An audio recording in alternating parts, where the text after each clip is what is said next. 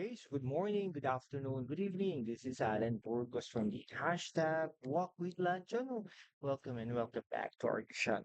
Guys, if you are not yet subscribed to our channel, please do it so now so that you can be a part of this growing family.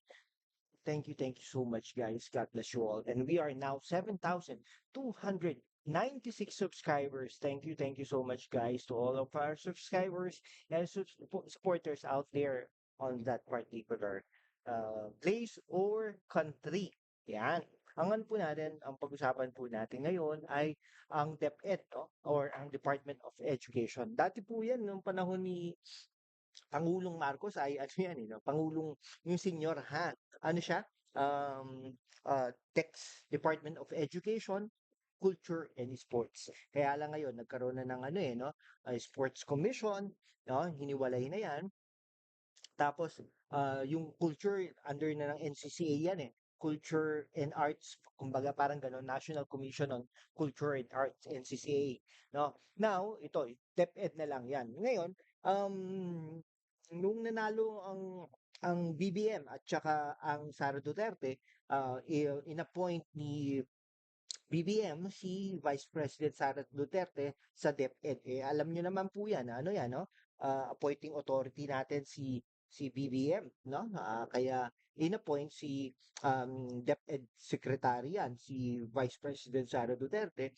Ang gusto nga ni Vice President Sara Duterte nung mga panahon na 'yon ay ang DND. Pero syempre, alam niyo kung mautak si Sara Duterte, mas mautak naman si Bongbong Marcos, no? Kaya yun, no? So, ang ano natin diyan ay do'n sa ano, Okta Research, no, natugon ng masa, okay, 'yan, oh, Okta Research, no? Yung ano, ito hindi 'to ano, hindi 'to yung taga-suporta ni ano, ni yung Pangulong Rodrigo Roa Duterte, no? Kinonduct naman ito noong March 11 to 14, no? Among the government's organization ay ang DepEd ang nangunguna diyan. Siyempre, pinapangunahan niya ni Sara Duterte, nakakuha to ng 82% trust rating, no? Followed by the DSWD. Yung DSWD, pinapangunahan naman ng dating mayor, dating congressman, si Rex Gatchalian ng Valenzuela City. Yung Department of Health naman, 79%, pangatlo, and of course, yung CHED natin with 73%, and yung DPWH natin with 71%. Tingnan nyo yung DPWH medyo umangat. Okay, yung Education Secretary naman, highest sa Mindanao, 94%. Siyempre nga po, taga Mindanao ang head nun 'di ba? And those under socioeconomic class D and E, 85 and 71 respectively. Pero ako, tingin ko po diyan, hindi lang po si DepEd Secretary Sara Duterte yung factor nito, kundi yung mga ating mga kaguruhan, no? Yung mga guru natin na nagsisikap upang improve ang kanilang estado upang maturuan naman nila ng maayos ang mga kabataan natin, ang mga learners natin kumbaga, no? Now, meanwhile, yung mga agencies naman po na under 50% ay ang DOE. Kasi po, nanganganib na magbre-brown out tayo, no? Magbre-brown out po tayo sa Luzon, Visayas, and Mindanao. And of course, dito, DOTR natin kasi namimiss na po natin yung mga libreng sakay, no? Yung libreng sakay diyan sa carousel diyan sa EDSA, okay? Libreng sakay diyan sa MRT, LRT. May mga panahon na gano'n libre, no? Pupuwede din naman pala, may budget naman pala na gano'n, okay? Ayun, so nakakamiss po 'yun, yung mga mabilis na serbisyo sa LTO, yung mga 'yun, sa mga LTO, LTFRV, 'no, yung DICT, naku bakit mababa itong DICT? Ito po kasi 'no, yung sa DICT po, pasensya na po ha, fino-focus niyo masyado dun sa gobyerno, pero hindi naman, dapat kasama din mga pribado, yung mga trainees na 'yan. Bakit natin inaano sa ano, sa mga, publiko lang, ay sa government lang 'no? May kanya-kanyang trabaho 'yan, I do not know kung kaya pa nilang mag-ano, pero ibig ko sabihin dapat pati pribado kasama diyan, okey? Kung katulad po natin 'no, nag-aano po tayo, lagi po nade-decline. So, obviously bababa kayo. Bakit? Because of that. Okay? Yan. Tapos yung DBM, siyempre, DBM, bakit kaya ganyan? 41%. Migrant workers, 40%. Trading industry, 39%. Human settlements, DHSUD, 36%. Yung sa housing yan. Bakit ganun? Wala. Yung housing natin, urban development, di ba?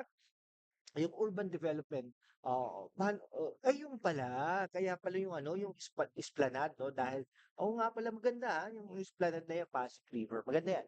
Okay? So, yun. No? So, yung first quarter ng 2024, DepEd was also a top performing agency in the first quarter of 2024 with an 84% performance rating followed by the DOH with 80%, DSWD with 77%. So DSWD tumaas, ang DOH pumangatlo, no? CHED with 73% and DPWH with 73%. So the agency's performance ratings were also the highest in Mindanao. Mindanao, alam nyo, factor din talaga. Ito yung factor din talaga yung leadership, no? So for government agencies, DTI, DICT, DBM, and DH, receive less than 40%. Oh, ang baba, no? Yan, yung DICT, dapat po kasi iparamdam nyo na may DICT. Ah, lahat po dapat ng mga ano, kunwari, sa mga probinsya, no? Pampanga, Tarlac, Zamboanga, mga gano'n, no? Dapat iparamdam nyo. Tapos yung mga training na yan sa online, dapat or kaya physical, dapat lahat ng ano, estado, hanggang such time that each single citizen of this country are trained and upskilled. Okay, parang gano'n. Dapat gano'n. Tapos, dapat magkaroon ng train the trainers. Kasi marami dyan ang ano, daw, 'di ba? Tapos, sabi naman ni Ched, ano pangilan ba, Ched? Grateful for continuously trusting the Commission as it performs its mandate of providing quality higher education and cultivating an equitable and sustainable higher education landscape. Maganda din naman yan, 'di ba? Ayun, sige po, hanggang dito na lang po mga kaibigan ko. Pero bago po natin i-ano yan, yan. Okay? So ano po, no, yun, maraming salamat lang po sa ating mga subscribers. No? Thank you so much sa inyong lahat. No? Kung hindi ka pa nakapag-subscribe, mag-subscribe naman po kayo. No? Maraming salamat sa ating mga subscribers, no, recent. Pasalamatan lang po natin to, sa dali lang naman ito, no, mga 30 seconds lang to, no, for the last 7 days. Tingnan natin. Okay, for the last 7 days, si Evin Imlacar, okay, A Traveling, Maskel 021, Pendi, W2, Masdar, Masnur, Perka, um, okay, sino pa to? Passion Kitchen, uh, Roderick Keral, okay, yan, Roderick Keral, Mans Iglesia, Edwin Lim. Ito yung mga ano natin. No? Maraming salamat sa inyo, no, sa pag-subscribe.